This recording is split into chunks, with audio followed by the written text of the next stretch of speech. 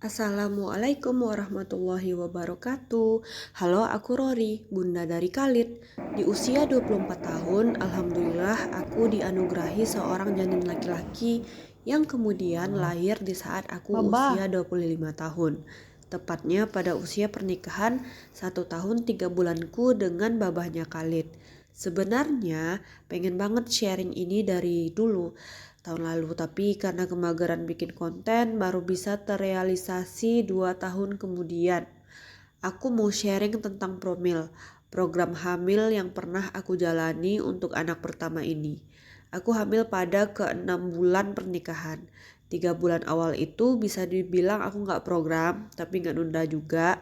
Ngalir aja karena kebetulan aku dan suami LDM. Suami pulang 1 minggu tiap bulannya. Tapi ketika suami pulang tuh beberapa hari pertama pasti terpotong dengan jadwal mens aku yang misal tinggal 2 hari atau 3 hari. Otomatis emang gak lewatin masa subur kan. Ditambah lagi waktu itu aku internship yang ada larangan perempuan untuk hamil di masa COVID-19. Tibalah saat bulan keempat pernikahan, saat lihat kalender ada tanggal dimana hari terakhir suamiku di rumah adalah masa suburku. Dan masa internshipku juga 3 bulan menjelang selesai. Akhirnya aku gas aja deh Promil pada bulan keempat pernikahan. Yaitu yang aku lakukan dengan mengubah pola hidup seperti satu, yang biasanya sering beli makanan di luar, berusaha banget untuk masak sendiri. Soalnya kan kalau beli makan keluar yang dijual itu kan banyak diberi penyedap rasa. Dua, kurangi minuman dan makanan manis karena kadar gula darah yang tinggi dapat mempengaruhi kesuburan. Tiga, makanan kolesterol tinggi dapat mempengaruhi hormon untuk kesuburan pria dan wanita. Jadi aku kurangi makanan yang berminyak-minyak, goreng-gorengan. Karena terakhir yang aku cek itu memang sempat kolesterol aku tuh tinggi banget.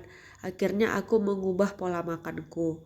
Keempat, makan sehat pokoknya. Buah, sayur, minum air putih yang lebih diperbanyak. 5. Gak minum kopi, terutama aku itu pecinta kopi. Jadi aku sama sekali memang tidak minum kopi ataupun cappuccino ketika Promil. 6. Terutama pria, yaitu gak pakai celana ketat, apalagi kalau kerjaannya di lapangan yang keringatan atau panas-panasan. Jadi jangan pakai celana ketat yang agak longgar aja. Ketujuh, bagi pria yang ngerokok itu sangat-sangat berpengaruh dengan kesuburan dan kualitas spermanya. Tapi kebetulan suamiku memang gak merokok sama sekali, jadi gak terlalu banyak kayak perubahan gaya hidup yang harus dilakukan. Nah, Promil yang aku lakukan di bulan keempat pernikahan itu pertama, aku konsumsi asam folat dan vitamin E. Asam folatnya 1x1, vitamin E-nya 1x1. Aku pakai merek Folavit dan Evere. Itu yang biasanya orang-orang gunain, jadi aku pakai itu juga. Nah, manfaat vitamin E itu apa untuk kesuburan? Satu, menjaga kesehatan dinding rahim. Jadi dia itu untuk mencukupi ketebalan dinding rahim untuk implantasi. Karena kalau misalnya ketebalan dinding rahim kita itu di bawah 8 mm, itu tuh katanya akan mempersulit terjadinya implantasi. Kedua itu sebagai antioksidan. Dan ketiga untuk meningkatkan jumlah serta motilitas atau kelincahan sperma. Nah, kalau asam folat sendiri, kalau bagi wanita itu dapat meningkatkan kualitas sel telur dan melindungi induk telur alias ovarium. Bagi pria, asam folat bermanfaat untuk meningkatkan kualitas dan jumlah sperma. Juga untuk ketika udah hamil nih, itu untuk mencegah bayi cacat pada janin dan mengurangi resiko preeklamsia, yaitu tensi tinggi dan adanya kadar protein pada urin ketika hamil. Nah, untuk deteksinya itu kita pakai sistem yang biasa, itu sistem kalender. Biasa ya untuk menentukan awal masa subur. Jadi dengan cara kurangi 18 hari dari siklus menstruasi terpendek ibu. Dan untuk menentukan akhir masa subur yaitu kurangi 11 hari dari siklus menstruasi terpanjang. Jadi misalnya siklus terpanjangnya itu 32 hari, yang terpendek 27 hari. Jadi 27 kurang 18 itu kan 9. Terus 32 dikurang 11 itu 21 hari. Jadi artinya masa subur ibu itu dimulai dari hari ke-9 sampai dengan hari ke-21 terhitung dari hari pertama, hari terakhir atau HPHT. Atau simpelnya atau cepatnya itu bisa menggunakan kalkulator masa subur atau bisa di-download aplikasi yang bisa tinggal masukin hari menstruasinya itu. Biasanya orang-orang pakai aplikasi Flow. Nah itu untuk promil kedua, bulan kedua itu bulan kelima lah, bulan kelima pernikahan, aku konsumsi vitamin Oligocare dan Ovacare. Jadi ini vitaminnya sepaket untuk suami dan istri. Satu kotaknya itu isi 30 tablet. Jadi sehari dosisnya 2 kali 1 tablet. Jadi satu kotak itu bisa untuk 2 minggu. Aku konsumsinya waktu 1 minggu perkiraan masa subur, tapi sebenarnya fleksibel mau dikonsumsi mulai kapan. Karena nggak ada ketentuannya, bisa juga dari awal menstruasi udah mulai dikonsumsi oleh kedua pasangan. Nah, Oligocare ini untuk suami dan Ovacare untuk istri. Berikut ada komposisinya. Komposisinya ini sudah cukup lengkap sih. Jadi aku tahu vitamin ini dari teman. Mereka itu 1 bulan sebelum nikah udah konsumsi vitamin ini. Jadi ketika bulan pertama pernikahan langsung hamil gitu. Jadi boleh banget buat para catin-catin yang mau menikah gitu kan, di dekat-dekat hari pernikahannya bisa dikonsumsi vitamin ini. Apalagi bagi yang pengen banget menyegerakan punya momongan. Harganya lumayan sih, lumayan mahal juga. Tapi memang banyak banget yang berhasil dengan vitamin ini. Nah, untuk melacak waktu suburnya, aku mencoba untuk pakai LH tes hormon LH, yaitu hormon yang bertanggung jawab untuk terjadinya ovulasi. Jadi, tes ini berguna untuk mendeteksi kadar puncak hormon LH. Ketika hormon LH-nya di puncak, maka dapat diprediksi sekitar 12 hingga 36 jam kemudian akan terjadi ovulasi alias pelepasan sel telur dari indung telur, yang mana itu merupakan waktu yang tepat untuk HB. LH test itu bentukannya hampir sama seperti strip tes kehamilan. Yang paling murah strip kayak gini ya. Ada juga yang lebih pricey, yang lebih mahal, yang merek Ofood Test.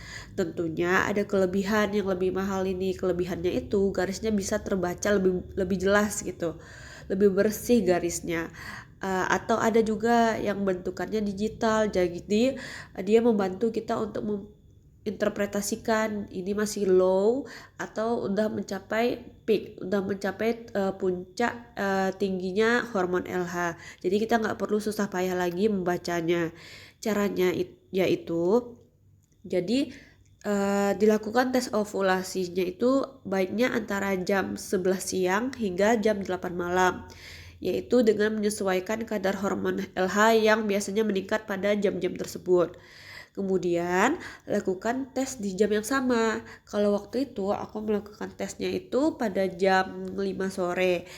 Yang mana aku yakin ketika jam 5 sore itu aku sudah berada di rumah. Jadi aku bisa pasti melakukan tes LH tes itu di rumah dan tidak terlewat waktunya, tidak molor-molor waktunya. Kemudian tesnya itu cukup dilakukan 1 kali sehari di jam yang sama, tapi boleh saja dilakukan 2 kali sehari, yaitu antara jam 11 siang sampai jam 3 sore dan jam 5 sore sampai jam 8 malam. Kemudian 2 jam sebelum dilakukan tes jangan minum air dulu karena takut merubah konsentrasi dari urinnya. Dan juga mungkin mereknya berbeda juga memberikan instruksi yang berbeda gitu. Jadi juga disesuaikan dengan instruksi LH test yang dibeli. Prosedurnya itu dengan cara tampung urin pada wadahnya. Biasanya nanti kita dikasih wadah cup kecil, kemudian celupkan LH testnya selama Kemudian akan keluar garisnya, ada dua garis, garis kontrol dan garis tes. Jadi tujuannya itu untuk mencari kapan waktu puncak hormon LH yang menandakan akan terjadinya ovulasi. Waktu puncak itu ditandai dengan garis antara kontrol dan tes itu sama tebalnya, ketebalannya itu kedua garisnya itu sama. Kalau misalnya masih samar di tes di garis tesnya itu berarti itu belum mencapai waktu puncak. Jadi harus antara garis kontrol dan garis tesnya itu ketebalannya sama. Kalau garis tesnya itu masih samar itu belum tercapai ya, berarti belum LH peak gitu, belum puncaknya kadar hormon LH uh, ter, pun, mencapai puncak untuk terjadinya ovulasi. Nih, ini adalah contoh punya aku. Nah, aku pun juga mempelajari beberapa contoh punya orang lain. Gimana sih ketebalannya yang hormonnya itu di puncak gitu. Beberapa contoh-contoh di YouTube atau di Google pun aku cari yang orang udah pernah melakukan tesnya itu. Jadi, mendeteksi dengan LH test ini biasanya disebut dengan TTC. Yang paling rapi dan rajin itu TTC orang barat sana. Bisa dilihat di YouTube detailnya mereka buatnya bagaimana. Mereka itu bisa melakukan TTC itu tiap bulan gitu, tiap bulan, dan mereka sampai bikin diary tiap bulan TTC-nya mereka bagaimana. Kalau aku pribadi, aku mulai TTC 1 minggu sebelum prediksi waktu subur karena hemat LH stripnya. Apalagi kalau beli yang merek Ovutest, kita cuma dapat 7 strip. Aku tesnya setiap jam 5 sore. Misal hari ini tercapai waktu puncak, besok malamnya aku menjadwalkan HB gitu. HB pun dilakukan sekali 2 hari sambil menunggu waktu puncak itu. Jadi bukan tiap hari juga ya. Tapi LH tes itu ada kelemahannya karena dia itu tidak benar-benar menjamin akan terjadi ovulasi. Karena ada juga polanya, itu ada yang namanya pola prolong dan double peak juga. Jadi kita bisa aja terkecoh LH-nya mencapai kadar puncak tapi padahal kita tuh tidak sampai akan terjadi ovulasi gitu. Sedangkan aku dengan metode ini gagal, tapi banyak loh yang berhasil dengan metode ini pada percobaan pertama. Nah, karena gagal, aku lanjut ke bulan ke-6, yaitu promil ketigaku. Nah, ini adalah promil di mana aku berhasil. Aku melacak menggunakan BBT, yaitu Basal Body Temperature Test. Jadi ada termometer khusus. Kalau di Indonesia biasanya menggunakan Ovutest. Harganya lumayan, tapi menurutku memang lebih akurat daripada LH test karena dia memang menilai hari di mana benar-benar terjadi ovulasi. Jadi basal body temperature ini adalah alat tes yang mengukur suhu tubuh dalam keadaan tubuh istirahat. Sehingga kita harus melakukan tes ketika baru saja bangun tidur. Bisa menggunakan termometer basal biasa atau Ovutest yang bisa disambungkan ke melalui Bluetooth dan langsung tercatat di aplikasi handphone. Caranya sama, yaitu satu, letakkan termometernya benar-benar di dekat kita. Mungkin bisa diletakkan meja di samping, kemudian letakkan termometer. Yang terpenting itu meminimalisir pergerakan kita dan jangan sampai beranjak dari tempat tidur gitu. Kemudian lakukan di jam yang sama. Kalau aku melakukan tesnya itu pada jam 3.30 sehingga alarmku selalu standby di jam tersebut setiap harinya. Tapi pastikan juga kamu udah tidur 3-4 jam sebelumnya karena kamu harus benar-benar dalam keadaan istirahat. Nah, kemudian ketika alarm berbunyi, karena aku memakai Ovutest, aku hidupin Bluetooth langsung tersambung ke handphone. Langsung termometernya aku letakin di mulut di bagian bawah lidah. Aku tungguin sambil tiduran dan termometernya itu bakal berbunyi sendiri. Setelah berbunyi, datanya itu akan langsung masuk tercatat sendiri di grafik handphone. Nah, kalau misalnya pakai yang manual, yang termometer basal manual, kan udah keluar tuh angkanya, bisa dicatat sendiri di grafik kertas atau ada grafik di handphone. Kemudian setelah dapat datanya, ya udah kita tinggal lanjut tidur lagi aja. Kemudian lanjut ya cara membaca grafiknya, yaitu jadi normalnya suhu tubuh kita tuh 35,5 sampai 36 derajat Celcius pakai termometer basal. Sedangkan pada masa ovulasi, suhu tubuh wanita itu bisa naik 0,5 hingga 1 derajat Celcius. Jadi, cara membacanya itu misal ada grafik yang meningkat 3 hari berturut-turut. Dapat diprediksi bahwa hari pertama itu adalah hari ovulasi kita.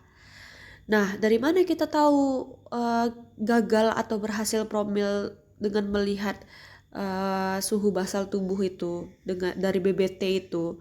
Jadi, misal ketika masa subur sudah lewat, suhunya naik stabil terus, bisa dipastikan kita berhasil hamil. Tapi kalau tiba-tiba suhunya drop jatuh gitu jauh, ya biasanya ya siang, pokoknya di hari itu kita bakalan mens berarti. Jadi udah ada kita tandanya pagi-pagi kegagalan itu, dan siap-siap aja berarti kita akan mens. Jadi kita udah bisa tahu duluan prediksinya. Nah, sistem BBT ini sebenarnya bukan sistem melacak masa subur 1 bulan langsung berhasil, enggak. Tapi memang butuh beberapa bulan biar kita mempelajari masa subur kita kira-kira hari keberapa sih setelah mens gitu. Terus kan dengan BBT ini baru tahu setelah suhunya naik 3 hari berturut-turut. Jadi setelah masa subur lewat kita baru tahu kalau ternyata 3 hari yang lalu itu masa subur. Terus HB-nya gak sesuai jadwalnya gimana dong? Nah, sesuai anjuran juga bahwa sebenarnya HB tetap dilakukan rutin, yaitu 1 kali per 2 hari ya. Waktu aku itu kan lihatnya grafik hari ketiga yang suhunya naik terus, belum ada nih tanda bintangnya. Tapi karena aku lihat ini naik sampai 3 hari nih gitu, langsung mikir, wah kayaknya ini tanda ovulasi ya, karena grafiknya itu naik 3 hari gitu kan. Nah kebetulan banget siangnya ada keluar cairan waktu lagi buang air kecil, wah bener nih kayaknya gitu. Soalnya aku yakin banget karena tanda grafik BBT dan ada cairan itu yang tanda khas banget buat masa subur. Nah, itu untuk identifikasi. Kemudian untuk obatnya adalah aku konsumsi Profertil. Warning banget ya ini. Ini bukan suplemen atau vitamin biasa. Ini obat kesuburan. Meski mungkin aja bisa dibeli sendiri, tapi lebih baik konsul dulu dengan dokter obgyn. Karena obat ini memiliki kontraindikasi maupun efek samping. Salah satunya kista ovarium. Jadi, ketika hari pertama menstruasi alias strategi promil kedua gagal, aku langsung ngajakin suami ke dokter obgyn. Dari awal aku berniat promil semuanya, memang aku udah rencanain bulan pertama begini, kedua begini, dan ketiga aku ke dokter aja.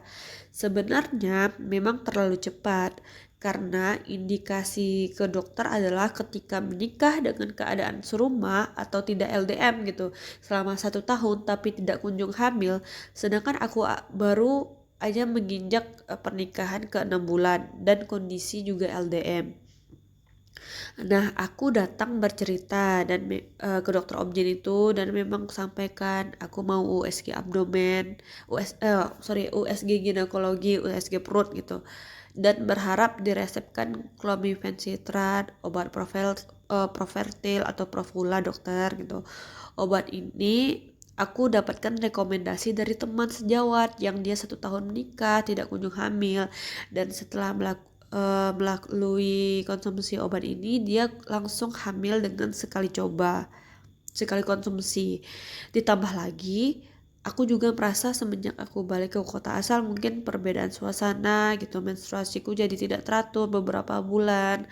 Apa ada masalah dengan kesuburanku ya gitu. Clomiphene ini bekerja dengan merangsang hormon yang merangsang ovulasi. Waktu diperiksa USG, alhamdulillah sistem reproduksi dalam keadaan sehat. Namun sebenarnya dokter objinnya keberatan untuk meresepkan karena menurutnya wajar saja jika belum hamil karena baru 5 bulanan menikah dan kondisinya juga LDM. Waktunya aja yang belum ketemu gitu kata beliau. Tapi aku mohon karena aku pengen banget cepat hamil karena ada target yang ingin aku capai. Oke, akhirnya beliau bersedia untuk meresepkan. Nah, untuk cara penggunaannya itu disarankan mulai hari kedua selama 5 hari berturut-turut. Beda dokter bisa saja penggunaannya berbeda, karena ada yang merekomendasikan di hari ketiga, keempat, atau kelima. Yang penting kita ikuti aja saran dokter di mana kita berkonsultasi. Kemudian 10 hari lagi aku disarankan untuk kembali melakukan USG transvaginal. Tujuannya melihat apakah ada sel telur matang yang siap untuk ovulasi. Nah, setelah aku kembali lagi untuk USG transvaginal, nah biasanya tuh ukuran yang matang itu di atas 20 mm. Nah, biasanya prediksi ovulasinya itu terjadi 2 hari setelah pengecekan USG transvaginal. Kalau misalnya yang aku simak atau aku nonton itu di sosial media orang di YouTube gitu.